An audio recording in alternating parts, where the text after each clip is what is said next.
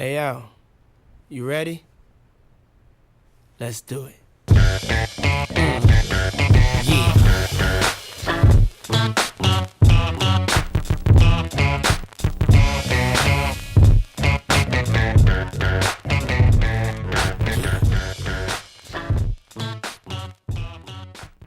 5150 Fightwear's up in the house with none other than the UFC legend, Ken Shamrock. And if you guys, the youngsters, if you guys don't know who Ken Shamrock is, you guys do not know MMA. He's one of the founding fathers and one of the pioneers of MMA, and it's a pleasure to actually be talking with Ken today.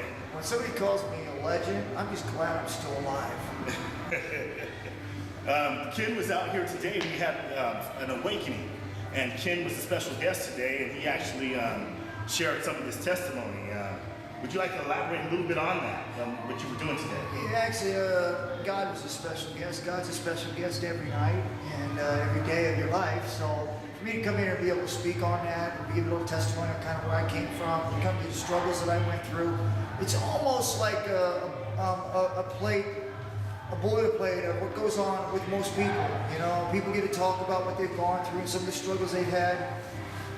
Everybody's life goes through that, but it's great to be able to get up there and actually speak and be able to heal yourself as you're talking, be able to get people to see what you've gone through and how God has worked in your life personally, to be able to get you through some of these things that you've been through. And so to me, it's a healing thing for me to be able to talk about it. At the same time, I feel like it's an honor for me to be able to stand up there and talk and be able to pass on some of the things that God has done for me so that other people can kind of see what He has done for me. Right.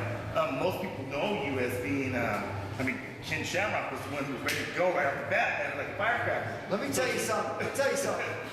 People got to realize Christians aren't weak. I mean, That's just because I love God, just because I have great faith, doesn't mean I won't go out there and, Right. do what I got to do, because I want to win. I hear you.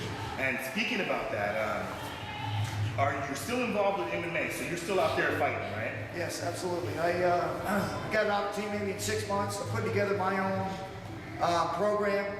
MMA is just awesome right now, but I just tried to figure out how do you make something that's good better.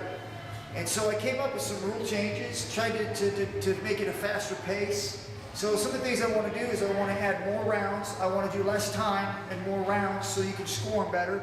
And then I think the one thing that most people complain about is too much time on the ground. People always go on the ground and say, stand them up, stand them up. So a lot of guys are learning how to milk the clock and be able to move around on the ground and not really do anything. So what we want to do is we want to put a 30-second shot clock. Guy takes somebody down, that clock comes up in the stadium, that clock starts ticking down from 30 seconds. They've got 30 seconds to get into a submission hold or to ground and pound and take them out. So now the fans are getting into it because they can watch that clock tick down, kind of like a basketball shot clock. They watch that thing ticking down, and it makes the fighter actually have to press the action and get after it. And it makes the fight, and it's going to make the fight, a much faster pace. That's actually a pretty good idea. I never thought about anything like that. Well, wait till it happens. I think it's going to change the way people look at MMA. Yeah, that's a good idea. What I also wanted to ask you about too was back in the days when you were doing UFC, you guys were fighting in a tournament type style of event. Bare knuckle? That too. My question is to you, how do you feel about these champions that we have now? Because I personally think that the champions, I don't want to throw anybody's names out there, but I don't think these guys would be champs now if they had to go through what you guys went through at that time. You would probably have different champs, because I don't think you can endure what you guys went through during those tournaments. It's hard to say, because the way I look at it, it's kind of like if you look at football, and you look back in the day when they wore leather helmets and no face mask. People say, man, them guys were tough, man. They play with no face masks and they'd hit, man, and they get broken noses, and man, those guys were just tough as nails. Well, and then you look at the players today, and they're so much bigger, and they're so much faster. Because why?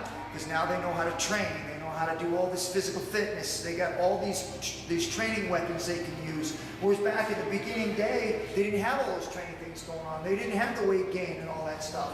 It's kind of like fighting.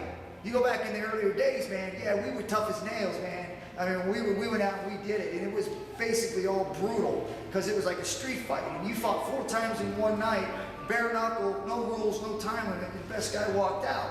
Nowadays, they've got ways of training. They got muscle gain, they got muscle cut, they got training regimens. I mean, it's just so technical now.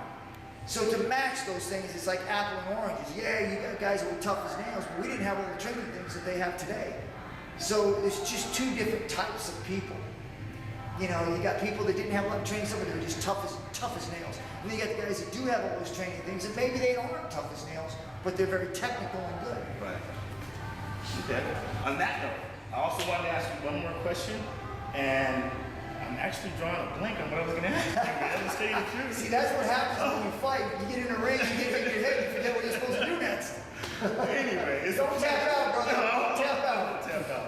But it's a pleasure to have Ken Shamrock up in the house, and what I want to do is ask you to throw your shout-outs, man. I know you've got people you like to thank, and do your thing. Yeah, first of all, I want to shout out to God. You know, without Him, I'd never be here. I'd like to shout out to my family, with my brothers and sisters in Christ. With all their prayers and their support, I wouldn't be here either. So thank you for that. And most of all, I'd like to thank my family, my wife, my kids, for putting up with me during those times that I was training and I was irritable. God bless and love. All right. Thank you very much, Ken Shamrock. 5150 Fightwear in the house, and we'll be bringing you more. Peace. Yeah.